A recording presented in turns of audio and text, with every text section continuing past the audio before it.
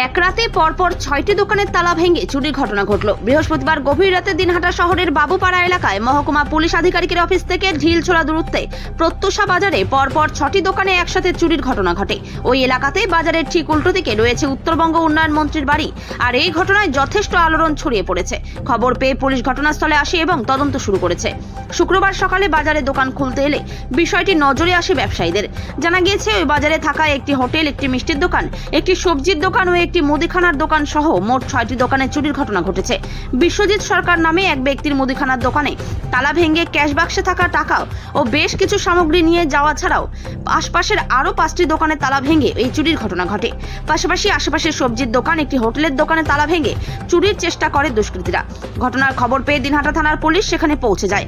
ক্ষতিগ্রস্ত দোকানগুলির ব্যবসায়ীদের সাথে কথা বলার পাশাপাশি স্থানীয়দের সাথে কথা বলে পুলিশ প্রশাসনের কর্তারা। আমাদের বাজারে ৪-৫টা দোকান চুরি হয়েছে। এটা কাল ভোর রাত্রে হয়েছে। এটা সরাসরি তালা ভেঙে ঢুকেছে। আমার মুদিখানার দোকান, ক্যাশ বাক্সে ২-২.৫ হাজার টাকা ছিল, আর কিছু সিগারেট টিকেট হাবিজাবি এগুলো কিছু টুকটাক মাল নিয়েছে। পুলিশকে জানিয়েছেন? পুলিশকে জানানো হয়েছে। এসেছিল পুলিশ? পুলিশ আসবে, আধ ঘন্টা টাইম নিয়েছে। আধ ঘন্টার মধ্যে আসবে। মোট কটা দোকান তাহলে? মোট ৫টা দোকান চুরি হয়েছে এবং আরও অন্যান্য ১-২টো দোকানের তালা ভেঙেছে। ওগুলো তো চুরি করতে পারেনি। কত টাকার আনুমানিক মাল নিয়েছে মনে হচ্ছে? আনুমানিক ধরেন ২,০০০ টাকা করে। কি কি দোকান আছে এর মধ্যে? এর মধ্যে আছে হচ্ছে চিড়ামুড়ির দোকান, মিষ্টির দোকান, পনিরের দোকান, সবজির দোকান, মুদিখানা, এই সমস্ত। এই প্রত্যুষা বাজারে না, দিনহাটার যে সমস্ত রেগুলেটেড মার্কেট কমিটি, পৌরসভার বাজার, সেখানে কারা এই সমস্ত করছে। আমার পাশে আমার এই বাজারে সেক্রেটারি আছে, তারা কিছু জানে না। আমরা তো জানি না কে প্রশ্রয় যায়, বুঝতে পারছি না। যেভাবে রাস্তাগুলো দখল হয়ে যাচ্ছে, ফুটপাত দখল হয়ে যাচ্ছে, এখন হাট বাজারে তো নাগরিকরা আসতে পারছে না। যতটুকু পরিসর আছে, যে দোকানগুলো আছে, সেখানে যদি লোকে যাতায়াত করতে না পারে তাহলে মানুষ কি করবে? আমরা পৌরসভাকে বলছি আমরা আপনাদের সাথে আছি, আমরা রেগুলেটেড মার্কেট কমিটিকে বলছি আমরা আপনাদের সাথে আছি, কিন্তু প্রশ্নটা হচ্ছে কোনো ব্যবস্থা হচ্ছে না।